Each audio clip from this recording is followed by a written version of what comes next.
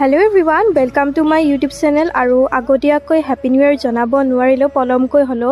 আপোনালোক সকলোকে মোৰ ফালৰ পৰা হ্যাপি নিউ ইয়াৰ আৰু যেহেতুকে 31 ডিসেম্বৰৰ দিনা আমাৰ ঘৰত সকলো পৰিয়াল নাছিল মানে পাপা নাছিল যেহেতুকে গুৱাহাটীত আছিল আৰু সেইবাবে আমি তেনেকৈ খানা খোৱা নাছিলো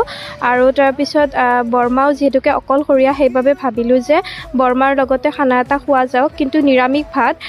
যেহেতুকে সকলো নাথাকিলে এনেকে মাছ মাংস খাই ভাল নালাগে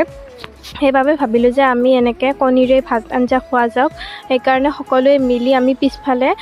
বৰমাহঁতৰ তাতে বৰমাই বনালে সকলোবিলাক আৰু এনেকে আমি ভাত খালো মানে খানা খালো